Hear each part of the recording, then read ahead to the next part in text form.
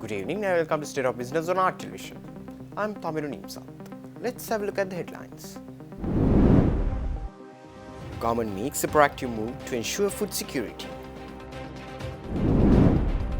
Environment Ministry promotes nutrition-rich traditional crops of Sri Lanka.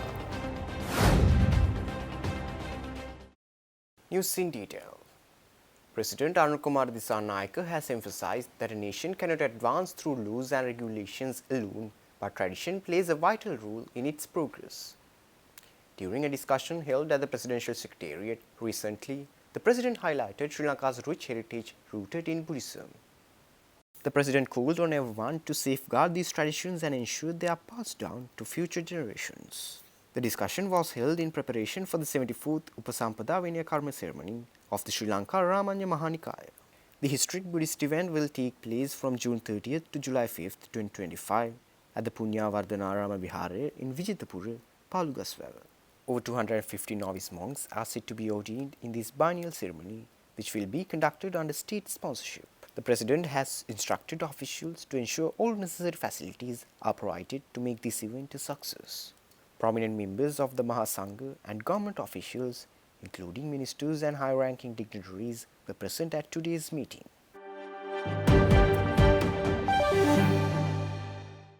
The government has taken a step toward ensuring food security with the inaugural meeting of the Food Policy and Security Committee focusing on safe, secure and sustainable food system for all citizens. The meeting chaired by Minister of Agriculture K.D. Lalkantha and Minister of Trade Vasantha Samarasinghe was held at the Presidential Secretariat yesterday. The committee aims to implement policies that promote a safe, secure and sustainable food system for all citizens. During the discussion, the importance of accurate data for informed decision-making was emphasized. Establishing a robust data information system has been identified as a top priority.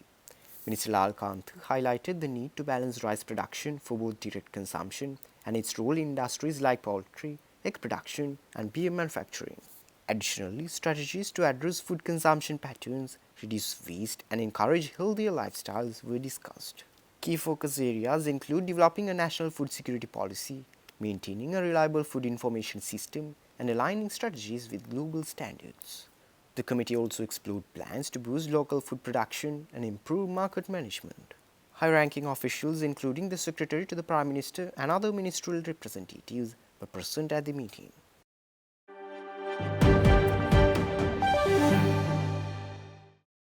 Foreign Minister Vijitha Herath clarified that the recently signed agreement aims to fast-track $3.7 billion oil refinery project at the Hambantota port. The minister said this speaking at a press conference held at the Department of Government Information recently.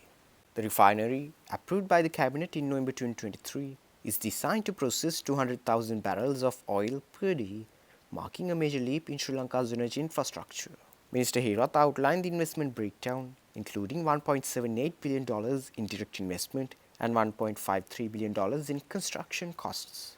The deal also addresses key aspects like land allocation, water supply and duty concessions, with Sinopec set to decide on refined fuel allocations for exports and local use. Sinopec has requested an additional 200 acres of land, raising the total requirement to 700 acres, though final decisions on these and other factors are expected within a month. Mr. Herath emphasized the potential economic benefits for Sri Lanka, drawing comparisons to Singapore's success in similar ventures, and assured that the agreement is structured to maximize national gains.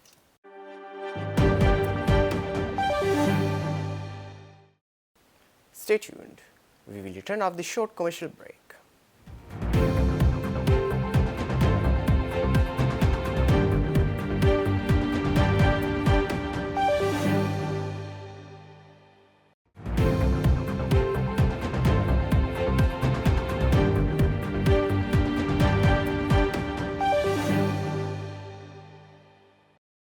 Welcome back after the break.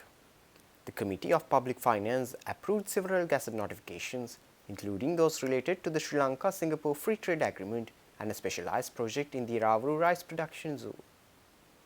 The committee gave the green light to regulations under the Government Revenue and Expenditure Tax Act, enabling the implementation of the Free Trade Agreement with Singapore at a session held in Parliament recently. Despite being approved by the Cabinet in 2018, the agreement faced delays and is now set for implementation. It covers various sectors including goods, services, e-commerce and electricity development with tariff relaxations on selected imports. The committee also approved tax relief for a strategic development project in Paddy-Clues Aravalli zone focusing on garment production. This $35 million initiative is expected to create around 490 local jobs and reduce foreign exchange costs. Additionally, regulations for rice import licenses were reviewed, generating a revenue of 10.9 billion rupees through a 65 rupee tax on rice imports. The shortage of rice and the need for accurate data on production and consumption were discussed extensively.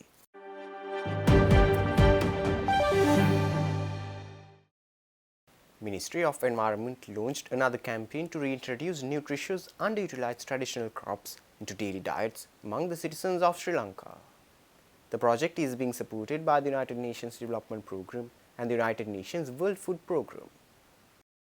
Lesser Known Foods of Sri Lanka is an advocacy camp that aims to tackle the twin challenges of biodiversity loss and improving access to nutritious food for vulnerable communities across the country. This campaign is directly supported through the Early Action Support Project funded by the Global Environment Facility, which plays a critical role in accelerating Sri Lanka's implementation of the Global Biodiversity Framework by integrating biodiversity conservation into national policies and strategies. The launch of the campaign, which took this Tuesday, was attended by representatives from the government ministries, UNDP, WFP, COICA, and a number of other organizations. Also present at the event were key representatives from the private sector, including the tourism industry, academia, and grassroots level entrepreneurs who are involved in the cultivation of lesser known food crops. Regional events in selected locations will serve to engage local communities and conduct informational sessions on the nutritional value of regional lesser known food crops and their importance towards biodiversity.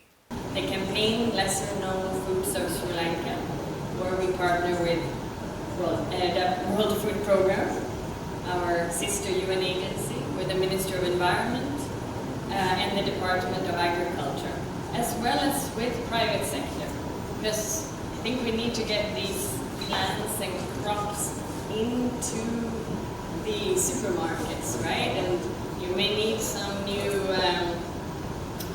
you may need to showcase them in a way in the supermarket so people know how to pick them up.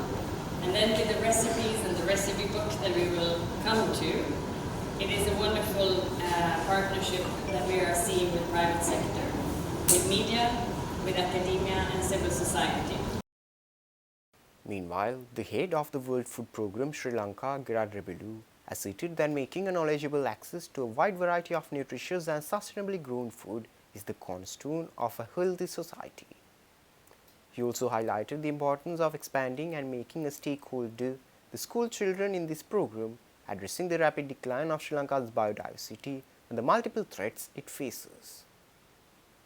WFP, as the convener of the Scaling Up Nutrition business, engages a lot with the private sector organizations to promote investment and innovations in solutions that drive better nutrition. On this note, I call upon the private sector to play an even greater role in this mission. Your expertise, resources, and importantly, your influence are crucial in raising awareness and encouraging better food choices across the nation.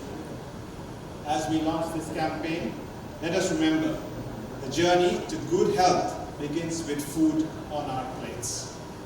Together, let us champion dietary diversity, empower local communities, and build a healthier, more resilient future for both people and the planet.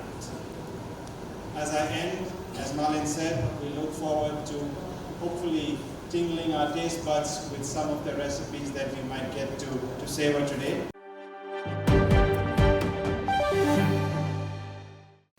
Stay tuned for stock update.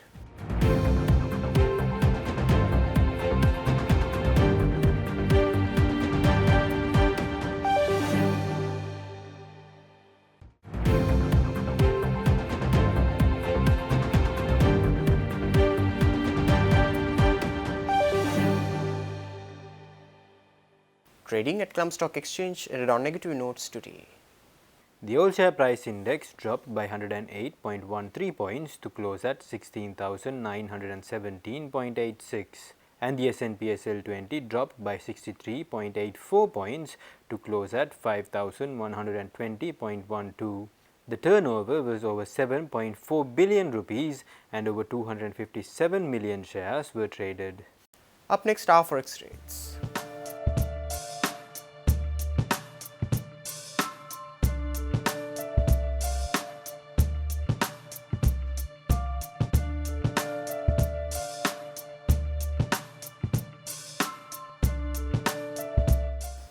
That's all our news for today. For this and more, subscribe to our channel on YouTube and follow us on Facebook. Take care and good night.